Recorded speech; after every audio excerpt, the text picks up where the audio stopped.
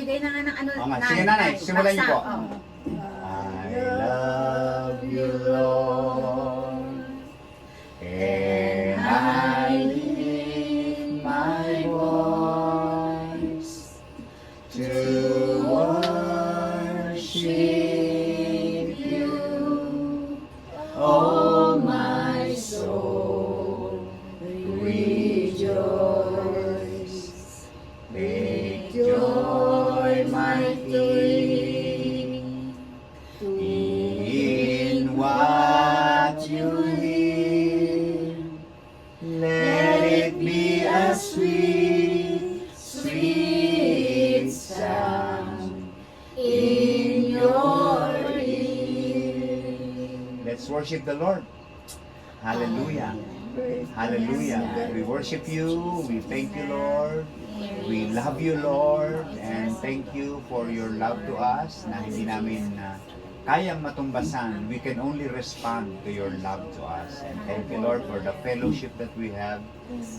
Fellowship where we, like an iron, sharpens one another. Salamat po, Panginoon, sa kalakasang dulot mo sa amin. Amen. Sa araw-araw, sa sitwasyon ng aming buhay, sa mga challenges, at sa mga experiences na aming na-encounter every day. Alam namin, batid namin sa karanasan ng buhay na hindi laging madali ang mga sitwasyon. At may mga bagay kaming nararanasan, bunga ng limitadong kalakasan namin bilang mga tao na nasa katawang lupa.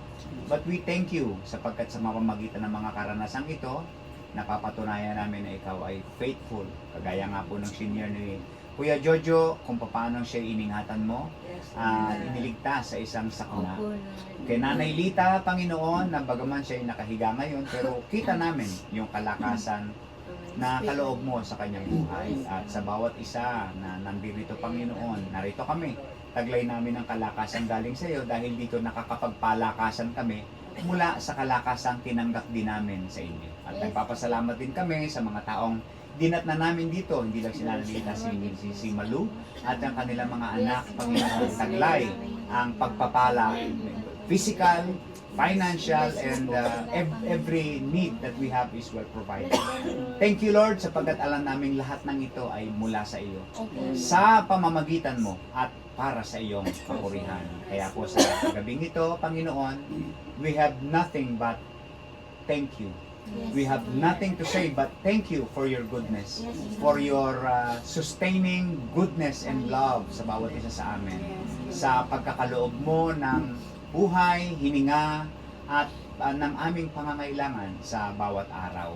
Panginoon, naririnig mo ang sinasabi ni Nanay Lita, yung kanyang mga desires, yung kanyang mga panalangin, yung mga bagay na nais pa niyang gawin kung loloobin mo at ikaw ay mangungusap sa kanya.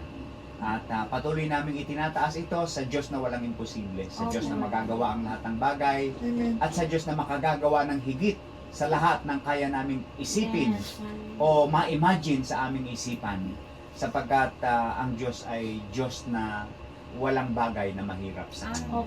Salamat po sapagkat ikaw yung Diyos na yon, na sa lahat ng oras ay hindi namin kailangang maging positibo. Kailangan lang namin maging totoo sa katotohanan kung sino ang Diyos na aming sinasamba.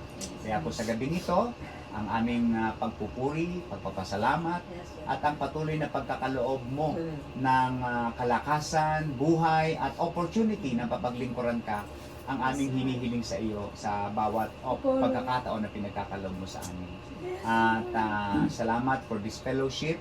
Salamat sa isang mabunga, masaya, at God glorifying na kwentuhan at sharing.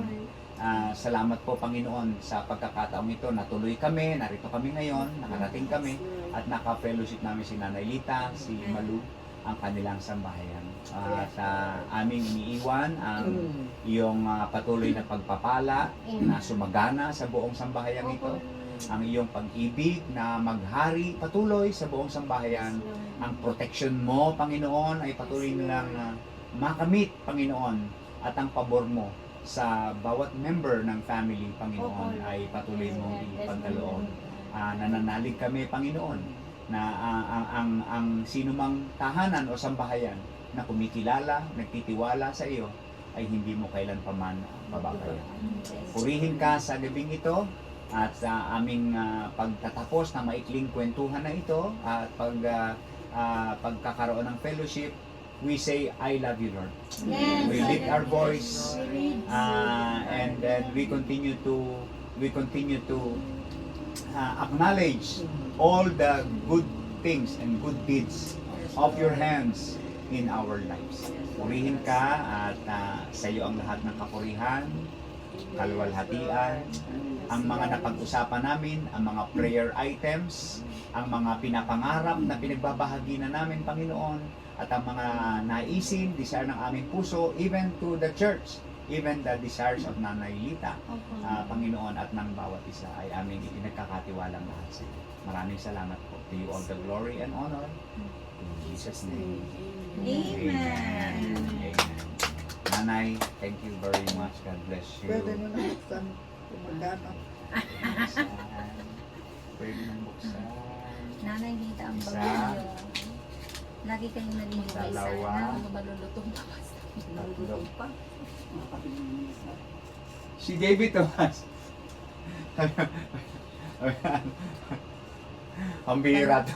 Pambili ng gitara na Eh kung ano may bibili. Noong pong ito ay ibinigay ninyo, ang pinag-uusapan natin, nagsishare kami sa inyo ng bayanihan. Ngayon, kung kami ang pinagdidesisyon nyo dito, nais namin na maging bahagi kayo ng bayanihan for the Yes. fundraising project for that lot. I will include your name to those who believe Opo, meron that tayong- that amount na aming pinananaligan ay ito ang nagsisignify ng inyong pananalig. Nanay Lita is one with us praying na i-raise ng Panginoon yung amount na yun. So doon po namin ito gagamitin sa Bayanihan Project. I will share it to the congregation and to them.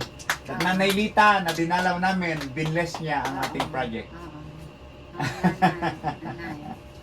Baka And she commits, teka muna, hindi pa kayo sumasagot eh. Nagko-commit ba kayo na magpipray kayo sa katuparan ng project na yon? Sobra-sobra pa. Amen. Thank you. Yun ang mas 5 kailangan million namin. na 5 million. 5 million. Talaga pong mahimala ang pagkilos. Ayan, himala. May sakit, siya pa ang Oo nga, nagbigay. siya pa nag-bless eh. Praise the Lord, Nanay Yes po. Lita.